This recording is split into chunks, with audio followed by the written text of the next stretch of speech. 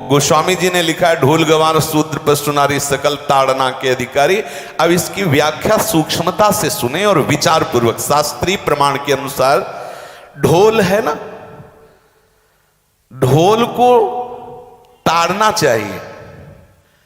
ताड़ना मतलब उसको ठपाक चाहिए और बेताल नहीं।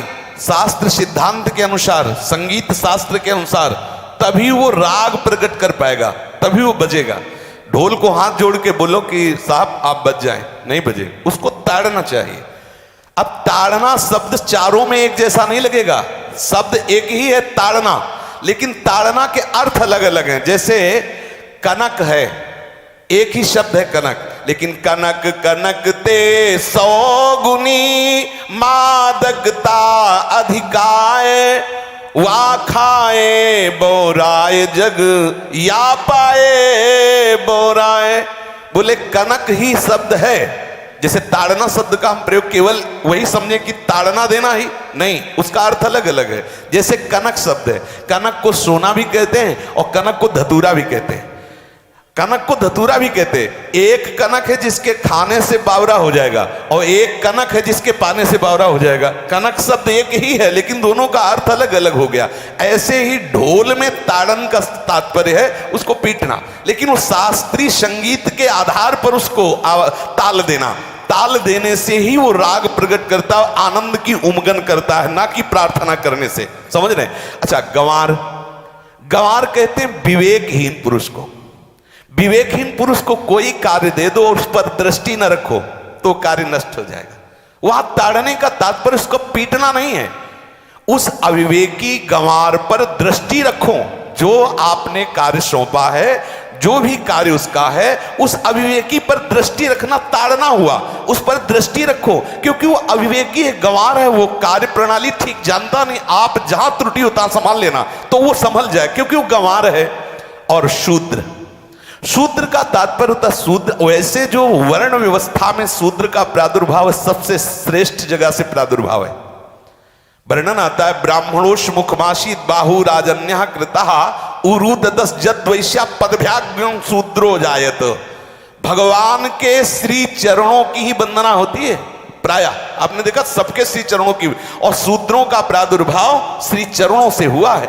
कोई ऐसा न समझे कि शूद्र का मतलब निकृष्ट होता है। यहां शूद्र का तात्पर्य जब से किसी से कहते हैं कि शूद्रवत आचरण करता है, मतलब शास्त्र विरुद्ध, सदाचार के विरुद्ध आचरण करना शूद्रवत आचरण की तरफ संबोधन किया जाता है। यहां कहा गया कि शास्त्र की सम्मति, शास्त्र के शासन के अनुसार आचरण हो, सदाचार परायण हो। शास्त्र जिसके लिए जो विधान करता है, शास्त्र शासन स्वीकार करना, यहां शूद्र के ताड़न की बात कही गई। यहां शूद्र ताड़न का तात्पर्य डंडे से प्रहार करना नहीं, समझना।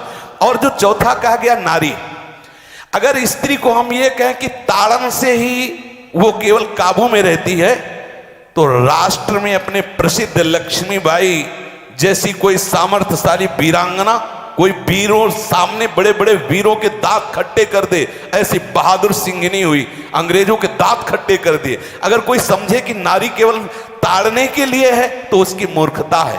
पुरुष और नारी का समान प्रादुर्भाव हुआ है। भगवान ब्रह्मा के श्री अंग से दाहिनी तरफ से महाराज मनु और बाईं तरफ से उनकी पत्नी उनका प्रादुर्भाव हुआ शतरूपा। शतरूपा, अब आप बोलो एक ही शक्ति के दो भाग हो गए, एक पुरुष रूप धारण कर लिया, एक नारी रूप धारण कर लिया। अब यहां विचार जो है कि उस नारी के ऊपर ताड़न शब्द का क्या प्रयोग है। जैसे आप मार्ग में चले जा रहे हैं और आपने दृष्टि चूक कर दी और नारी आपकी स्त्री पीछे चल रही, तो कोई हमला कर सकता है, क्योंकि वो रत्न है। 14 रत्नों में एक रत्न स्त्री रत्न भी है। स्त्री को रत्न कहा गया है।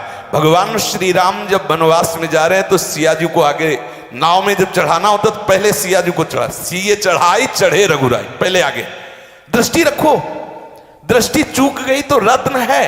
यहां दृष्टि रखना, शासन मतलब उसकी पिटाई करना नहीं कि जैसे ढोल को पीटा जाता है ऐसे स्त्री को पीटा जाए, शूद्र को पीटा जाए, तो गंवार को, ये व्याख्या नहीं है, ये मूर्खता है, इसे व्याख्या नहीं कहते। जैसे कनक शब्द के कई अर्थ होते हैं, ऐसे ही ताड़न शब्द का यहां अलग अलग प्रयोग है। स्त्री के ऊपर दृष्टि रखो किस भाव की दृष्टि रखे?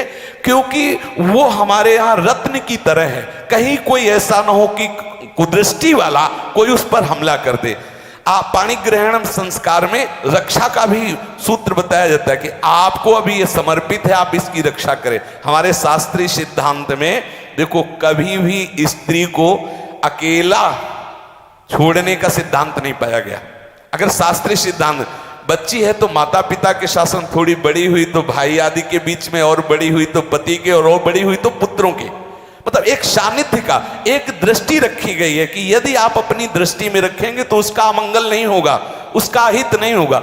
ये जो जैसे मानो कोई सी स्त्री को अकेला कोई पा गया और कुमार्गामी वृत्ति वाला हुआ, तो आज जो घटनाएं सुनने को मिलती हैं, अगर हमारी दृष्टि हो उस पर तो ऐसा नहीं हो सकता। और दूसरी बात यह है कि स्त्री को बुद्धि स्वरूपा भी माना गया। भगवान से भीष्म जी कहते हैं, मैंने अपनी कुंवारी कन्या बुद्धि को, हमारी कुंवारी कन्या है बुद्धि, सदैव सुरक्षित रखा है, आज आपके चरणों में समर्पित करते हैं। तो शास्त्र शासन के द्वारा बुद्धि को सदैव अपने अधीन रखो, कहीं बुद्धि कुमार्गामी ना हो जाए। यहां स्त्री के ताड़न का केवल एक सूत्र है कि आप उस पर दृष्टि बनाए रखें, कहीं स्त्री रत्न कहीं अपवित्र ना हो जाए, कहीं दूसरे का किसी तरह से कुमार्गामी लोगों का ऐसा कोई बर्ताव ना हो जाए, इसलिए सावधान। वहां उसको पीटने का शब्द नहीं है कि ढोल गवार शूद्र पर सुनारी सकल ताड़ना के अधिकारी। ताड़ना का तात्पर्य वहां पीटना नहीं, नहीं तो विद्वता में देखो तो एक से एक, साधुता में देखो तो एक से एक, वीरांगना देखो एक से एक, ऐसा नहीं कह सकते। क्योंकि जो सामर्थ्य पुरुष में, वही सामर्थ्य भगवान ने स्त्री में भी दी,